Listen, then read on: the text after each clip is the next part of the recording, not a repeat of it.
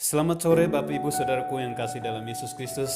Berjumpa kembali bersama saya Pendeta Soleman Lokuna melalui renungan tutup sabat di sore hari ini yang berjudul Masa dan Waktu. Sebelum kita mendengarkan pekabaran firman Tuhan, mari kita mengundang Roh Kudus untuk hadir dalam hati kita sekalian melalui doa. Kita berdoa. Bapa kami di sorga, kami bersyukur kehadirat-Mu Tuhan. Oleh karena Tuhan telah menyertai kami sepanjang hari Sabat dari pagi hingga pada sore hari ini. Kami siap untuk mendengarkan kebenaran firman Tuhan. Hadirlah melalui kuasa Roh Kudus-Mu sehingga kami dapat memahami maksud Tuhan melalui firman-Mu dan kami boleh berbahagia. Doa ini kami persembahkan di dalam nama Yesus, nama yang indah, Tuhan dan Juru Selamat kami.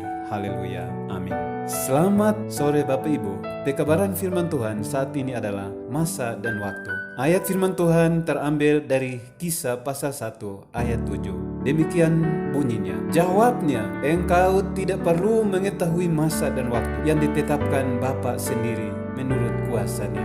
Masa dan waktu yang ditetapkan Allah menurut kuasanya. Lalu mengapa Allah tidak memberi kita pengetahuan ini? Oleh sebab kita tidak akan menggunakannya dengan betul kalau Ia memberikannya pada kita. Ada hal-hal yang akan terjadi dari pengetahuan ini di antara umat kita yang kemungkinan besar akan memundurkan pekerjaan Allah dalam menyediakan suatu umat untuk tahan berdiri pada hari besar yang akan datang itu. Saudaraku yang kasih dalam Yesus Kristus, Yesus telah mengatakan kepada murid-muridnya supaya berjaga-jaga, tetapi bukan untuk waktu yang terbatas. Para pengikutnya harus berada dalam kedudukan dari mereka yang sedang mendengarkan perintah-perintah kapten mereka. Mereka harus berjaga, menanti, berdoa, dan bekerja. Bila mereka sedang mendekati saat kedatangan Tuhan, tetapi tidak ada orang yang dapat meramalkan bila mana saatnya tiba. Sebab tentang hari dan saat itu tidak seorang pun yang tahu.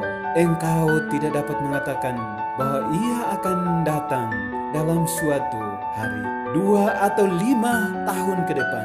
Begitupun engkau tidak dapat menetapkan kedatangannya dengan menyatakan bahwa kedatangannya itu tidak mungkin dalam waktu 10 atau 20 tahun. Pendengar yang kami kasih dalam Yesus Kristus, kita tidak akan mengetahui saatnya yang tepat, baik masa kecurahan Roh Kudus ataupun kedatangan Kristus. Saudaraku yang dikasih dalam Yesus Kristus, firman Tuhan luar biasa untuk kita perhatikan. Kepada saya, si penulis menyatakan ditunjukkan beberapa orang yang melakukan kesalahan besar dengan mempercayai bahwa adalah kewajiban mereka pergi ke Yerusalem kuno dan mengira ada pekerjaan yang harus mereka lakukan di sana sebelum Tuhan datang. Pendapat demikian diperkirakan akan menyita pikiran dan perhatian dari pekerjaan Tuhan sekarang di bawah pekabaran malaikat ketiga, karena mereka yang mengira bahwa mereka harus lebih dahulu ke Yerusalem akan mengarahkan pikiran mereka di sana, dan sasaran serana mereka akan tertahan dari maksud kebenaran masa kini untuk mengusahakan diri mereka sendiri dan orang lain pergi ke sana. Saudaraku yang kasih dalam Yesus Kristus, saya melihat bahwa pekerjaan demikian tidak akan menghasilkan kebaikan, bahwa hal itu akan berlangsung lama, menjadikan sangat sedikit orang Yahudi yang percaya kepada kedatangan Kristus yang pertama, apalagi pada kedatangannya yang kedua kali. Saudaraku yang kasih dalam Yesus Kristus, demikian firman Tuhan yang kita telah simak bersama dengan tema masa dan waktu.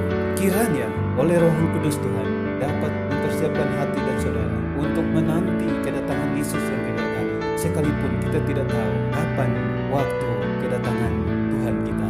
Tapi yang perlu kita persiapkan adalah berjaga-jaga, karena kita tidak tahu pagi, siang atau malam Tuhan kita kembali. Kiranya kebenaran firman Tuhan ini menuntun saya untuk bersiap bagi kedatangan Yesus yang kedua kali. Tuhan memberkati kita dan kita berdoa. Bapa di sorga, terpujilah nama-Mu. Oleh karena Tuhan berkenan untuk menyampaikan maksud Tuhan sehubungan dengan janji kedatangan Yesus yang kedua kali. Kiranya masing-masing kami boleh sadar untuk mempersiapkan diri kami, mempersiapkan keluarga kami, dan orang-orang yang kami kasihi untuk bersedia bagi kedatangan Yesus yang tidak lama lagi. Firman Tuhan yang kami sudah dengarkan, biarlah itu menjadi pedoman dalam mempersiapkan hati dan pikiran kami bagi hari yang mulia itu. Karena doa ini kami persembahkan di dalam nama Yesus, Juru Selamat kami. Haleluya.